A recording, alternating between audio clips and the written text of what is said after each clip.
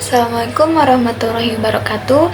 Perkenalkan, saya Sulistia Mukti dengan NIM 12140300121. Sini saya akan membahas materi tentang manajemen organisasi kelembagaan Islam pada bagian pembangunan masyarakat industrial dan Islami. Apa saja sih materinya? Mari kita bahas. Nah, yang pertama kita bahas yakni memperkuat pendidikan skill, usaha, dan moralitas Islami sekaligus, yakni kemampuan kewirausahaan tersebut merupakan modal atau sumber daya manusia yang harus dikembangkan. Yakni manusia adalah pelaku aktif perubahan, semua kekuatan lainnya tunduk kepada sebagai khalifah Allah di muka bumi ini. Dalam kerangka hukum Islam, maka manusialah yang bertanggung jawab terhadap baik buruknya perbuatan mereka.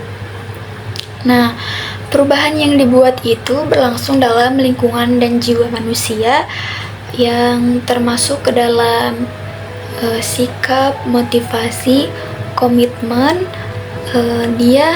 Seorang manusia pun harus berusaha memobilisasi semua yang ada dalam maupun yang ada di luar, yang ada di dalam dan di luar dirinya untuk mencapai tujuan yang dimaksud.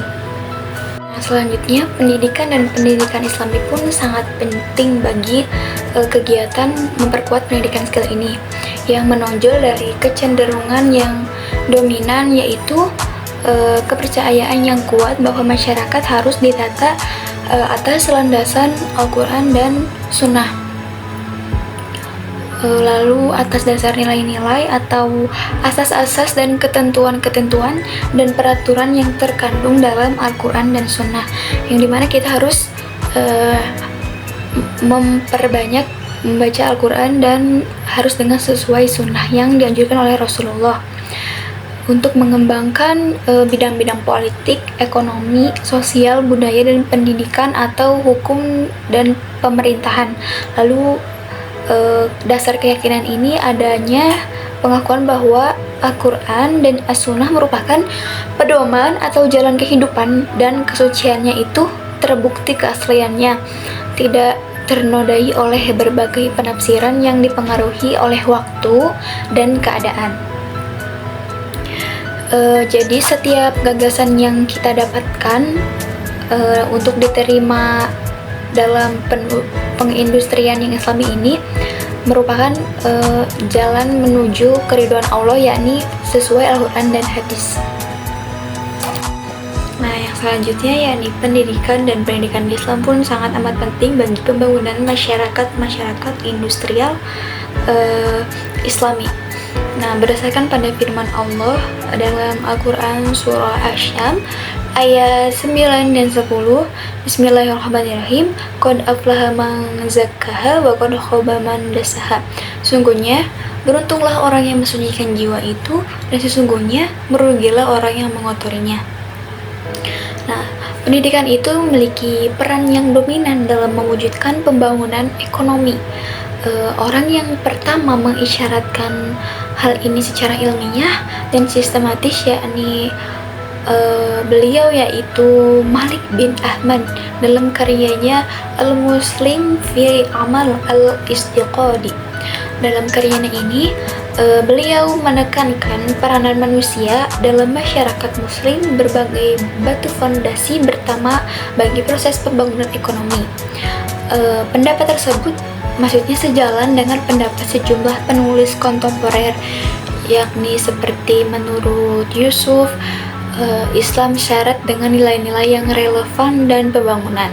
Nilai-nilai tersebut yakni antara lain tercermin dalam anjuran disiplin waktu, memelihara harta, nilai kerja, dan perintah untuk selalu berjamaah, meningkatkan produksi, menetapkan konsumsi, dan juga sikap. Selanjutnya, Islam terhadap ilmu pengetahuan untuk kolom pendidikan dan pendidikan Islami pun sangat amat penting. Nah, selanjutnya bank dan lembaga keuangan pun diminta untuk menawarkan akomodasi keuangan kepada pengusaha dengan tujuan untuk mendorong pertumbuhan ekonomi Jadi si pengusaha ini berperan penting dalam menciptakan lapangan kerja, meningkatkan pendapatan, lalu mendorong pertumbuhan ekonomi.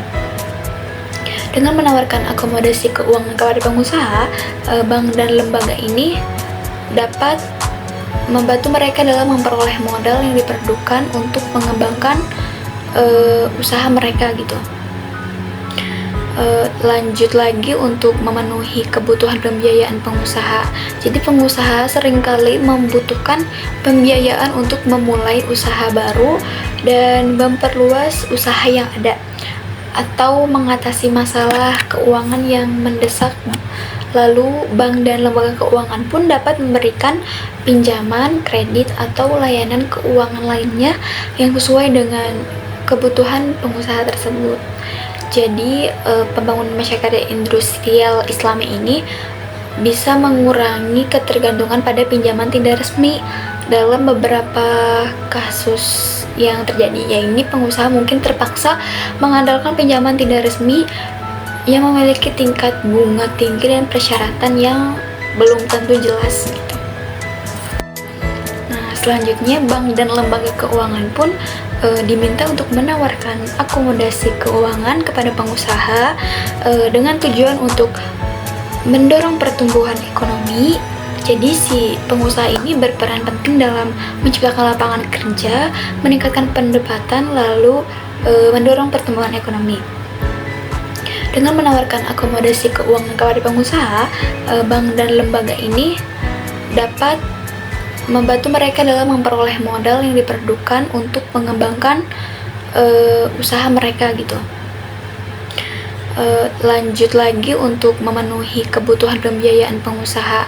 Jadi pengusaha seringkali membutuhkan pembiayaan untuk memulai usaha baru dan memperluas usaha yang ada, atau mengatasi masalah keuangan yang mendesak. Lalu bank dan lembaga keuangan pun dapat memberikan pinjaman, kredit, atau layanan keuangan lainnya yang sesuai dengan kebutuhan pengusaha tersebut. Jadi pembangunan masyarakat industrial Islami ini bisa mengurangi ketergantungan pada pinjaman tidak resmi. Dalam beberapa kasus yang terjadi, yaitu pengusaha mungkin terpaksa mengandalkan pinjaman tidak resmi yang memiliki tingkat bunga tinggi dan persyaratan yang belum tentu jelas gitu. Selanjutnya ada konsep halalan thayyiban dalam pembangunan masyarakat industrial Islami, yakni di mana hubungan manusia dengan Allah harus baik, lalu hubungan manusia dengan manusia harus terjalan dengan ketertiban dan kerukunan, lalu hubungan manusia dengan alam harus menjaga lingkungan alam sekitar dengan baik. Jadi ketika hubungan ini bisa terakomodasi dengan baik sesuai ajaran dan perintah yang dilakukan oleh kita sebagai umat Islam.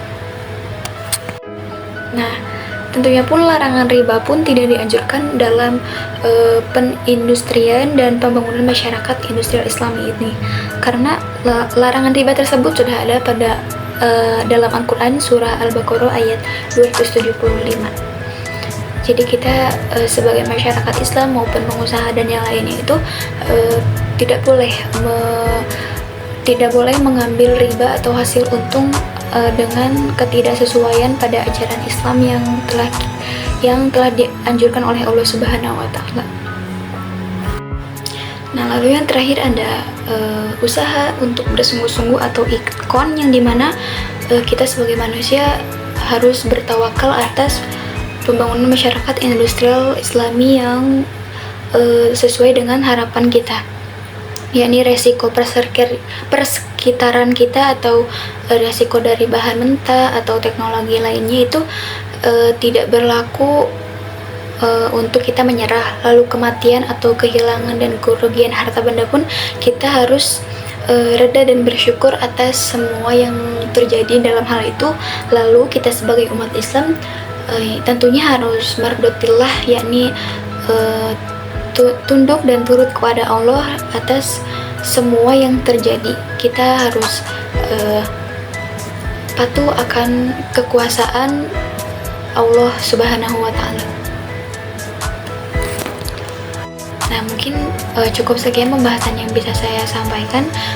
Maaf jika ada kekurangan ataupun yang tidak bisa dimengerti oleh kawan-kawan. Saya pun masih dalam tahap belajar.